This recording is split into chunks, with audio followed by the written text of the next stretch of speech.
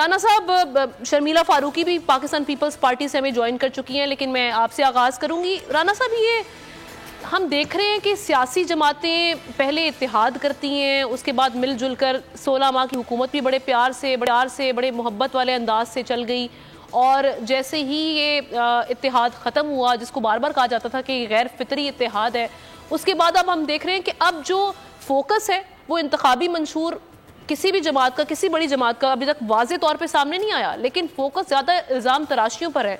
किस तरह से देख रहे हैं ये सारी सिचुएशन को आप? बिस्मिल्लाहिर्रहमानिर्रहीम। देखें, बात ये है, हमारा मंशूर तो अभी मुकम्मल होने को है और हम बाकायदा तौर पे अपने मंशूर को लॉन्च करेंगे। एक बड़ी डिटेल्ड मुलाकातें स्टेक होल्डर्स के साथ और ग्रास रूट लेवल तक हमने मुशावरत की मंशूर को फाइन ट्यून करने के लिए। जल्द वो मंजरे आम पे आ जाएगा तो हमारी कंपेन तो मंशूर पे ही होगी। लेकिन हम ये देख रहे हैं कि पीपल्स पार्टी की तोपों का रुख PMLN की तरफ है। शायद उनके पास बातों का ऐसा इसलिए क्योंकि वजारत उज़्मा का जो चैलेंज है पीपल्स पार्टी को, वो PMLN से है। तो ये नेचुरल है कि आप इलेक्शन के दिनों में एक दूसरे पे तनकीद करते हैं, अपने मंशूर के ऊपर आप बातचीत करते हैं। और लेकिन आपने देखा होगा कि PMLN तो जवाब देने में ज़्यादा मसरूफ़ है बजाय कि वो तनकीद करे। और हम समझते हैं कि प्रोग्रेसिव सियासत होनी चाहिए है। हमने रीजनल पार्टी से कंसेंसस बिल्डिंग भी शुरू की है, उनके साथ अलायंसेस भी बनाई हैं। तो ये एक पीपल्स पार्टी का जो फोकस है वो लगता है PMLN है, और शायद उनको महसूस होता हो कि अगर वो PMLN को अटैक करेंगे तो उनका वोट बैंक जो है वो बढ़ेगा या कोई इजाफा होगा। लेकिन मेरा नहीं ख्याल ऐसे कुछ होने जा रहा है। एक वीक बयानिया है, एक लगता है कि बातों का या आगे मुल्क को कैसे लेके चलना है उसका फुकदान है, और कीचड़ उछाल के जो है वो सियासत की जाएगी तो उससे कोई रिजल्ट निकलेगा। तो सर, ये सिलेक्शन वाली जो हम देख रहे हैं कि बार बार एक टर्म यूज की जाती है, जब भी कोई वजीर आजम बन के आता है कहा जाता है कि सिलेक्टेड हैं।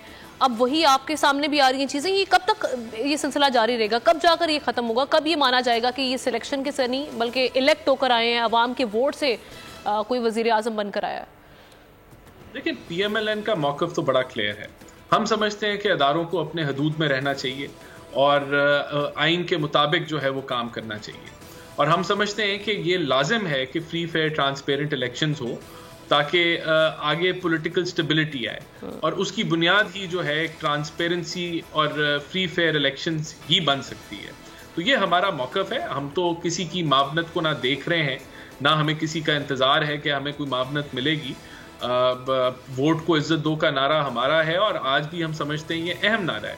लेकिन इशू ये है कि यहाँ जमातें जो हैं वो जब वो फील करती हैं कि वो उनको अवामी पजीराई नहीं मिल रही, या वो अलायंसेस को देखते हैं जो हम कर रहे हैं रीजनल पार्टीज़ के साथ, उसको बुनियाद बना के वो हमारे पे हमला आवर हो रहे हैं। लेकिन हकायक तो ये हैं कि MQM उनके ऊपर इसी तरह के इल्ज़ामात लाडले होने के लगा रहे हैं सिंध के अंदर, और इसी तरह जो जरदारी साहब हैं उन्होंने तो इन चीज़ों को रद्द कर दिया। उन्होंने तो अपने इंटरव्यू के अंदर सारे इस बयानिए को जो पीपल्स पार्टी का था उसको रद्द कर दिया, और उन्होंने बाकायदा तौर पे कहा कि नकवी साहब जो हैं बिल्कुल आज भी उनके बेटों की तरह हैं, और अगर कोई उनको मामला ऐसा बताया जाता है कि कोई लेवल प्लेइंग फील्ड का, तो वो उसको फौरी तौर पे हल कर देते हैं। और इस हद तक उन्होंने कहा कि जो लोग इसके बरक्स बात करते हैं उनको कुछ पता नहीं है। तो ये चीजें आज लेकिन जब बिलावल साहब इस मामले को फिर उठाई जाते हैं तो इससे लगता है कि ये सिर्फ सियासी बयानिया है, ये एक सियासी बयानबाजी है, और उस वजूहात मैंने आपको बता दी। बिल्कुल सही है, ये शायद बयानिया का फुकदान है। ठीक है, राना एहसान साहब साथ रहिए। सब्सक्राइब करें और बेल दबाएं ताकि कोई खबर रह न जाए।